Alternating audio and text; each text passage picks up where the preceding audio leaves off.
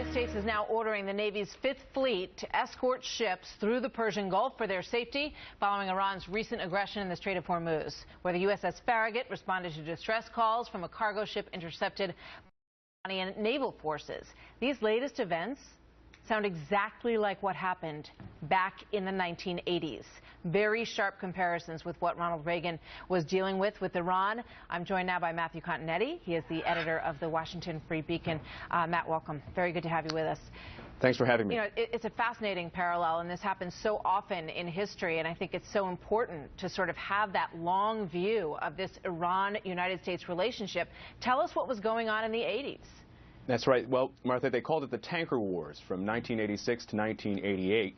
And the U.S. Navy and the Iranian Navy and then the Iranian Revolutionary Guard Corps, their Navy, were all fighting basically a proxy war in the Strait of Hormuz and the Persian Gulf, right where the current naval altercations are taking place. And there are a few parallels. One is when the Tanker War was happening, the United States was also negotiating with Iran. These negotiations were secret, and they involved the very controversial arms for hostages deal in the Reagan administration.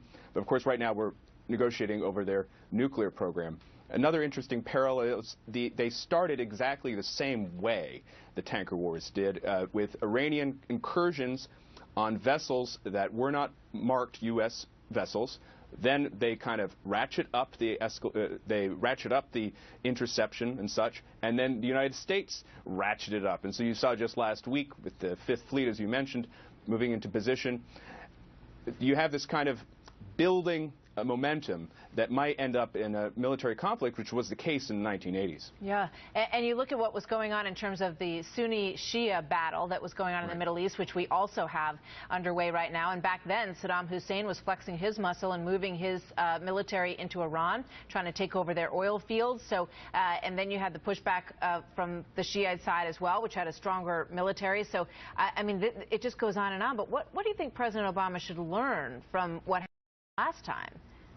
Well, I think one thing it's important to realize is that the Iranians did respond when the United States basically started shooting vessels out of the ocean and some other Iranian military installations. There hasn't been anything like that so far, and those of us who follow the Obama administration probably realize that he's unlikely to escalate the conflict himself. I mean, one thing you get with the Obama administration is they try to separate the nuclear negotiations from other Iranian, basically, malevolence and mischief-making in the Middle East. And I think when you look at the Tanker Wars, you see you can't really do that.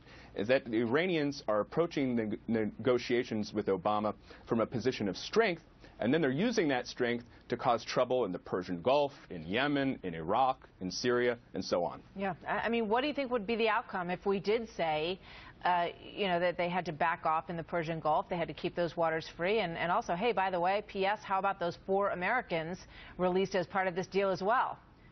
Right. Well, I think it's hard to say what the response would be, but you did see just the other week, remember the Iranians were sending a vessel to Yemen to resupply the rebels there, and the United States did send a naval vessel to intercept it, and the Iranians backed down.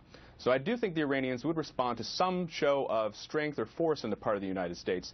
It's just hard to see how exactly that will happen. Yeah, I mean, the White House would probably say, yes, we remember what happened in the 1980s, and that's why we're pushing so hard for nuclear negotiation, because nothing ended when that confrontation during the Reagan administration ensued.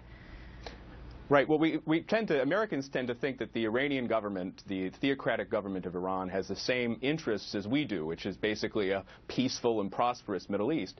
They don't. They see the Middle East as their playground, and they want to further their own radical agenda in that playground. And so if you approach them by saying, well, we're going to have good faith negotiations, and we're going to try to various aspects of these programs and deal with them on their own terms, I think the Iranians are just going to play you as a negotiator and say, okay, we'll take whatever we can get, and then more. Yeah. Incredible, the parallels, and you wonder how closely they've looked at them in the White House, because you can always learn a lot from the arc of history, and they go back down the road again and again and again. Matthew Continetti.